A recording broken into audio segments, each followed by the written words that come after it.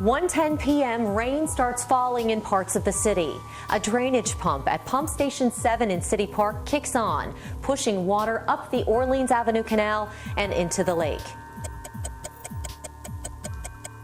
2:33 p.m., operators at Pump Station 2 in Mid-City fire up some of their drainage pumps, sending water up the Broad Street canals to Pump Station 3 in Gentilly.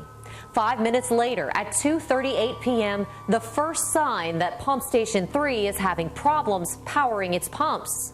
For nearly 2 hours, operators will try and fail to get the pumps up and running at Station 3. Meantime, water is still headed its way, and it starts backing up into the city.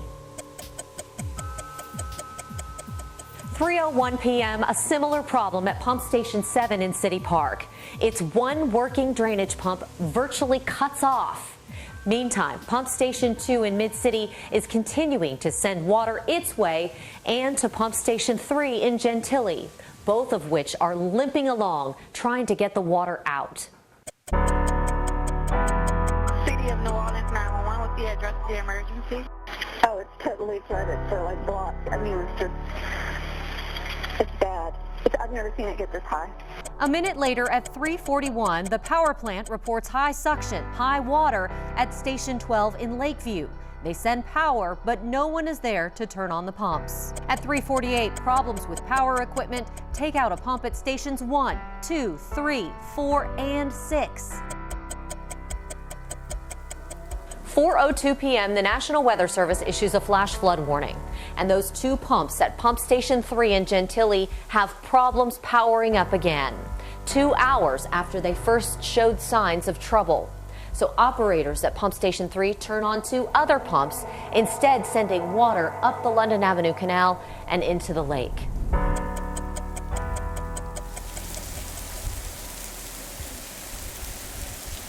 Then at 4:44 p.m., the first sign work to improve the drainage system is flooding the Desire neighborhood near the Peoples Avenue Canal. City of New Orleans, what's the address of the emergency? We live right here by a canal, and you know the water be deep down. The Corps of Engineers later admits they had removed sheet pilings that protect the neighborhood from the Peoples Avenue Canal. This is Eyewitness News at 5. And yes, we're here at Orleans and Galvez, where as you can see, we're inside the business here at Treme Restaurant, where you can see there's a lot of standing water, maybe about knee-high. 5:28 p.m., Mayor Landrieu texts his chief of staff from Aspen, Colorado. Is all okay? Brooke Smith replies, lots of rain and street flooding at the moment. Am on call with EOC and communications. We'll update shortly. 6 p.m., the rain continues off and on in different parts of the city. But as this tape measure shows, the water rises, then sits in Gentilly. It just, as of now, it doesn't look like it's going down. So yeah, getting anywhere in vehicle traffic right now, difficult, if not impossible.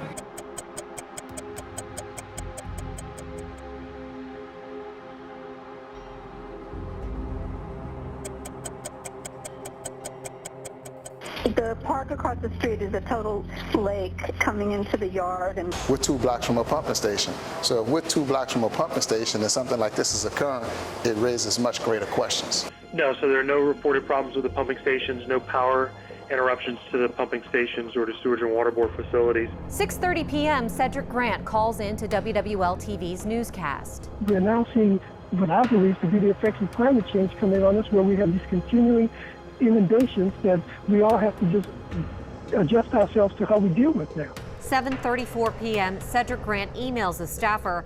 At Central Control, every station is pumping.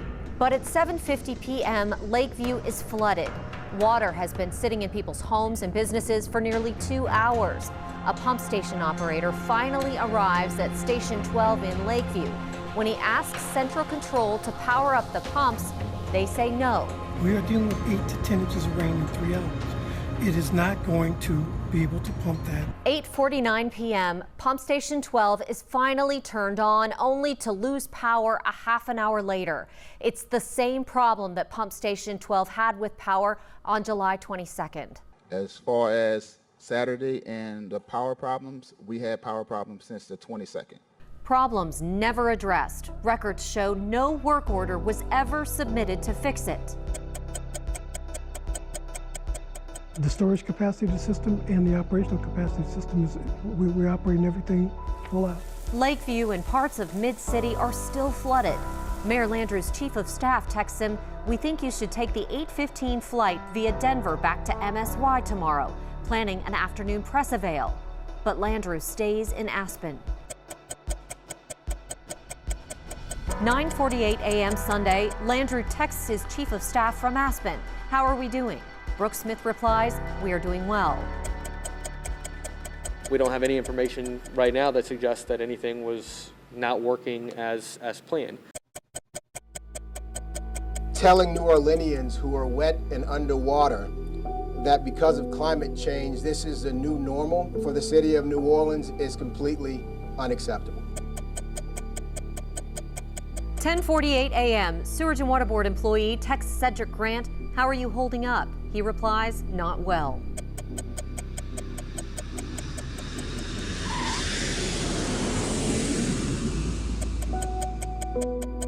Those pumps were on the entire time. I appreciate that in some areas it didn't look like that, but they were on and they did work the entire time. Joe, were there any pumps that were not in service before this rain event even started? We do have a number of pumps that, because of the preventive maintenance work that we're doing all the time, we do have pumps that are out of service at any given rain event. Meanwhile, across town. And I already have ordered an after-action report to determine whether or not there's any truth to the, kind of scuttlebutt going around that the pumps were not working as they were supposed to. I can just say with a lot of confidence that we have one of the best pumping systems in the world, but we will find out if there was a problem. Having said that, the city was going to flood anyway from this particular event. A city council hearing was supposed to start about the floods at 1 p.m. 2 minutes prior, an email is sent out from the Sewerage and Water Board saying Executive Director Cedric Grant will retire. Early today, I notified the mayor of my retirement later this fall. The pumps were on. The pumps were on. The pumps were on. We have been told lies, and that is the truth. Well, it's hard to know whether or not it was an intentional lie or a different way of communicating or a misunderstanding of what words mean. Landrieu announces Sewerage and Water Board Superintendent Joe Becker, Public Works Director Mark Jernigan, and Sewerage and Water Board Communications Director Lisa Martin will step down. If I can't rely on their word, I can't expect the people to, which is why we're going to start again. We're going to reorganize. 3:22 a.m. This emergency alert wakes up residents all over the city. The Sewerage and Water Board reported power outage causing lower pumping capacity for East Bank of New Orleans. We are right now running on our last backup power source. The newest turbine at the Sewerage and Water Board power plant fails. In the middle of hurricane season, Landrieu declares a state of emergency. 9 a.m., the Sewerage and Water Board holds a special meeting about the fragile state of the city's drainage system. As for the public trust, And the public trust is broken.